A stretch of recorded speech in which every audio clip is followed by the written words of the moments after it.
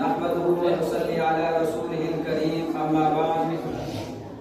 میں مر جاؤں تو میری الگ پہچان لکھ دینا، لہو سے میری پیشانی پہ ہندوستان لکھ دینا. اور کہتا ہوں ہماری آنکھ میں جو خواب ہے یہ سب وطن کے ہیں. ہماری آنکھ میں جو خواب ہے یہ سب وطن کے ہیں. یہاں جو گوہر نایاب ہے یہ سب وطن کے ہیں.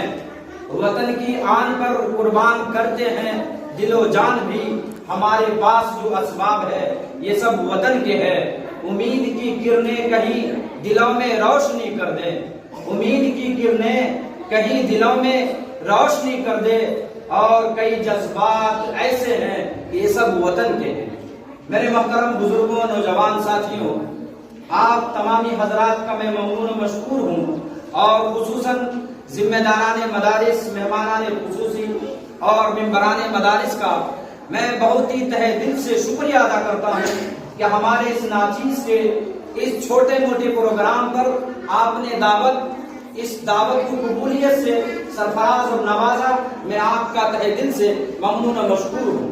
میں سب سے پہلے اللہ رب العزت کا شکر گزار ہوں کہ اللہ رب العزت نے ہم لوگوں کو یہ ایسا ساعت، یہ ایسا لمحہ، ایسی گھڑی عطا کی. یہ گھڑی، یہ پروگرام، یہ پلیٹ فارم ایک ایسا پلیٹ فارم ہے کہ جس پلیٹ فارم سے شیخ الہند علیہ الرحمہ نے، جس پلیٹ فارم سے شاہ عبدالعزیز محدث دہلوی نے، جس پلیٹ فارم سے حضرت مولانا امداد اللہ مہاجر مکی نے، جس پلیٹ فارم سے گاندھی جی نے، جس پلیٹ فارم سے ڈاکٹر بھیم راؤ سبھاش چندر بوس نے اس دیش کو آزاد کرانے میں انتھک کوششیں کی ہیں. آج ہم بھی ان کے نام سے خراج عقیدت پیش کرتے ہیں. ان کی محبت کو سلام کرتے ہیں، ان کی قربانیوں کو سلام کرتے ہیں، ان کی یادوں کا ریوائز اور ہم دہراتے ہیں اور عزم مصمم کرتے ہیں کہ جب تک ہماری جان میں جان باقی رہے گی، خدا کی قسم ہمارے اسلام بھی ایک طرف نہیں چھوٹ سکتا ہے، دوسرے طرف ہم اس دیش کے بچانے میں، اس کی امن و شانتی کو بھی ہم کبھی بھی برقرار رکھنے میں ہم سمجھوتا کسی بھی طرح کا نہیں کر سکتے. میں آپ کو مختصر وقت میں، زیادہ وقت نہ لیتے ہوئے، میں تاریخ کے حوالے سے میں بتاتا چلوں کہ آج ہماری تاریخ کو مٹایا جا رہا ہے. آج ہمارے بزرگان دین کی تاریخ کو مسخ کیا جا رہا ہے. آج ہمارے جو ہے پروجوں کی تاریخ کو، اس کی قربانی کو نظر انداز کیا جا رہا ہے. آج ہم اور آپ یہ جانتے ہیں کہ 1601 میں انگریز نے اس ہندوستان پر ایسٹ کمپنی کے نام سے رفتہ ہندوستان کے کونے میں وہ مسلط ہو جاتے ہیں. لیکن ایسا نہیں ہے. ہم تاریخ نہیں پڑھتے ہیں، ہم ہسٹری نہیں پڑھتے ہیں. اگر ہم تاریخ کا مطالعہ کریں تو ہمیں یہ معلوم ہوگا کہ 1601 میں نہیں بلکہ 1458 میں آپ کی انٹری، آپ کی آمد ہوتی ہے اور آپ رفتہ مکمل طریقے سے 1601 میں آپ قابض ہو جاتے ہیں. جب 1601 میں وہ قابض ہو جاتا ہے، مسلمانوں کی جان کو، مال کو اور مختلف مذاہب کو اپنے پاؤں سے روندنا شروع کر دیا جاتا ہے. اور رفتہ اس ہندوستان کے کونے پر وہ مکمل طریقے سے قابض ہو جاتا ہے. جب قابض ہو جاتا ہے تو سب سے پہلے اگر کوئی انگریزوں کے ذہن کو ماپتا ہے، سب سے پہلے اگر کوئی انگریزوں کے خلاف اپنے دماغ کو لگاتا ہے، وہ شیخ احمد سرہندی ہے، جنہوں نے اس کے ناپاک سازش کو سمجھ لیتا ہے، اس کے اثرات کو بھانپ لیتا ہے اور کہتا ہے اگر ہم نے اس کی لگام کو نہیں روکا، اگر ہم نے اس کی سازشوں کو نہیں توڑا، خدا کی قسم ہمیں جینا تو جینا کیا، اپنا اسلام بھی بچانا، اپنا مذہب بھی بچانا، اپنا کلچر بھی بچانا یہ ہمارے لیے دشوار ہو جائے. اس کے بعد جو ہے اس ولایت کو، اس ورثہ کو آپ اس دنیا سے رخصت ہو جاتے ہیں. رخصت ہونے کے بعد شاہ ولی اللہ محدث دہلوی علیہ الرحمہ سرخیل آزادی میدان میں آتے ہیں اور اس کے خلاف مہم چلائی جاتی ہے. اور کچھ دنوں کے بعد آپ بھی انتقال ہو جاتے ہیں. ان کے بعد جو ہے ٹیپو سلطان اور مولانا اورنگزیب علیہ الرحمہ کی قیادت ہوتی ہے. ان کی قیادت 1700 57 میں غالباً ہوتی ہے، ان کا انتقال ہو جاتا ہے۔ جب ان کا انتقال ہو جاتا ہے تو انگریز یہ سمجھ لیتا ہے کہ اب مغلیہ حکومت کو قابض کرنا، مغلیہ حکومت کو مسمار کرنا، مغلیہ حکومت پر اپنا سکہ جمانا یہ ہمارے لیے آسان ہو گیا ہے۔ جب وہ انتقال ہو جاتے ہیں، اس دنیا سے پردہ پوش ہو جاتے ہیں، اس کے بعد ٹیپو سلطان کا دور آتا ہے۔ ٹیپو سلطان کا جب دور آتا ہے 1799 میں، آپ بھی جو ہے اپنے ہی کی جانفشانی پروپیگنڈے سازشیں کے تحت آپ کو جام شہادت نوش فرما جاتے ہیں۔ جب آپ جام شہادت نوش فرما جاتے ہیں تو انگریز آپ کی لاش کے پاس آنے سے بھی ڈرتا ہے، انگریز آپ کو چھونے اور مس کرنے سے بھی ڈرتا ہے۔ وہ ایک ڈنے کی شکل میں لکڑی ہوتی ہے، اس کو وہ جانچ کرتا ہے کہیں ایسا تو نہیں ہے کہ ٹیپو سلطان ابھی بھی زندہ ہے، اگر اس کی جان میں جان باقی رہے گی خدا کی قسم انگریزوں کی نیند کو حرام کر دیا ہے۔ لیکن ٹیپو سلطان علیہ الرحمہ اس دنیا سے پردہ پوش ہو جاتے ہیں اور وہ جنرل جو انگریز ہوتے ہیں اس کے لاش کے پاس کھڑے ہو جاتے ہیں اور کہتے ہیں آج سے اس ہندوستان پر قبضہ کرنا یہ ہمارے لیے آسان ہو گیا ہے۔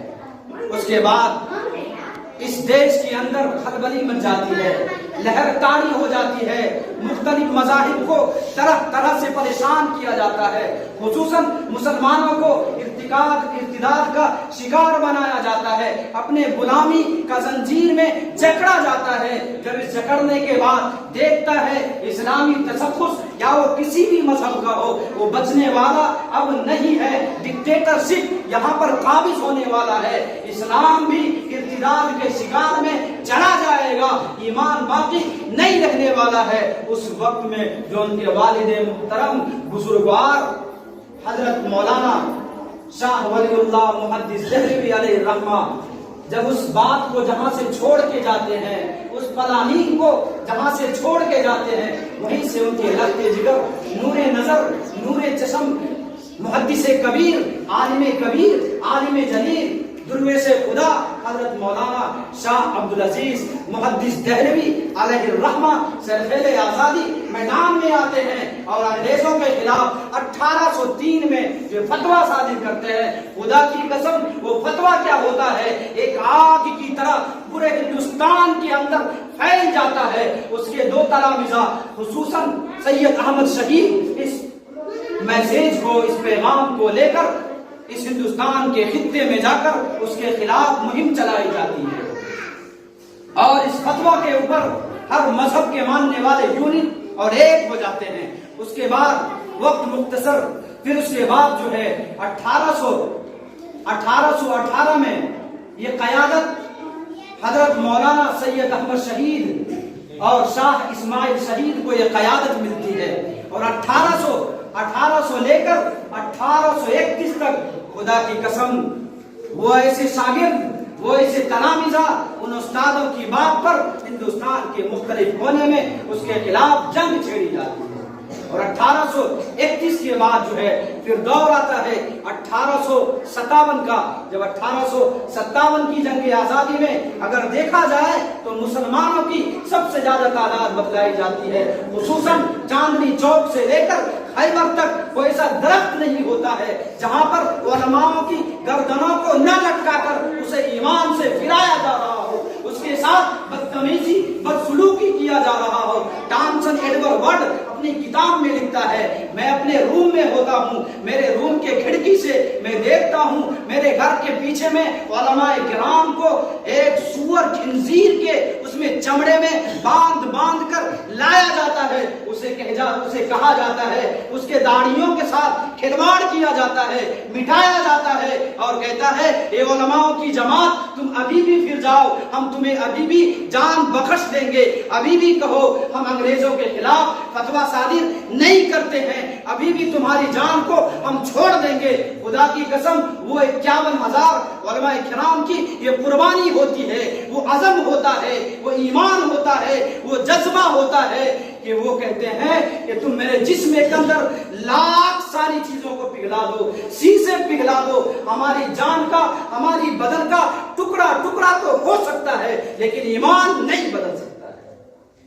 जाम शहादत नोश फरमा जाते हैं। शेखुल हिंद मौलाना महमूदुल हसन देवबंदी के पांव में आकर जौहर अली गिर जाते हैं, कहते हैं हजरत बयान बदल दीजिए, अभी भी हमारी नजात मिल जाएगी।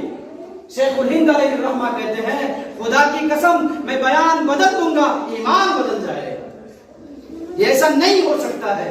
मेरे दोस्तों, आज मौलाना इमदादुल्लाह मुहाजिर मक्की, शेखुल हिंद अलैहिर्रहमा, शेखुल इस्लाम मौलाना हुसैन अहमद मदनी, हाफिज जामिल शहीद और ऐसे ऐसे ना जाने कैसे कैसे जो कुर्बानियां दी, उन लोगों की तारीख को मिटाया जा रहा है। आपने कभी भी, आप दुनिया की पॉलिटिकल लाइन में हो या वो स्कूलों के लाइन में हो या वो प्रधानमंत्रियों के डिबेट और उनके जो सूचियां और प्रोग्रामों में हो, आज तक किसी भी उलमाओं का तस्करा नहीं होता है। क्यों नहीं होता है? इस वजह से कि हमने, खुसूसन मुसलमानों ने अपनी ईमानी ताकत को भुला चुका है, अपने आबा अजदाद की तारीख को हमने मिटा दिया है। टीपू सुल्तान को याद नहीं किया जाता है, इमदादुल्लाह मुहाजिर मक्की को नहीं याद किया जाता है, मौलाना कासिम नानोतवी अलैहिर्रहमा को नहीं याद किया जाता है। वक्त मुख्तसर 1857 की जंग आजादी में नाकामी का सामना करना पड़ता है। नाकामी का सामना जब ये हो जाता है तो उसके बाद ठीक 10 साल के बाद 1866 और 1867 में एक देहात, एक बंजर इलाका, एक इर्तिदाद का शिकार वाला इलाका के अंदर, देवबंद के अंदर, दारुल उलूम देवबंद के नाम से एक अनार के दरख्त, एक महमूद उस्ताद होते हैं, एक महमूद शागिर्द होता है, उसके बैनर तले इस दारुल उलूम देवबंद का कयाम अमल में होता है, ताकि यहाँ पर मदारिस इस्लामिया का इनेकाद हो, मदारिस इस्लामिया का आगाज हो। यहाँ से उलमा फारिग होंगे, उजला फारिग होंगे, मुफ्तियान किराम फारिग होंगे और इस जहर इफ्शानी करने वाले अंग्रेजों के खिलाफ मुल्क के खित्ते में जाकर वो ईमान की बका, उसकी सालमियत की हिफाजत करेंगे। गलत इल्जाम है हम पर कि हम वफादारी नहीं करते, गलत इल्जाम है हम पर कि हम वफादारी नहीं करते। अरे मोहब्बत तक़सीम करते हैं, अदाकारी नहीं करते। वतन की आन पर बुरा जब भी वक्त आता है, वतन की आन पर बुरा जब भी वक्त आता है, हम अपनी जान देते हैं, गद्दारी नहीं करते। वाखिर दावाना अनिल हम्दुलिल्लाहि रब्बिल आलमीन।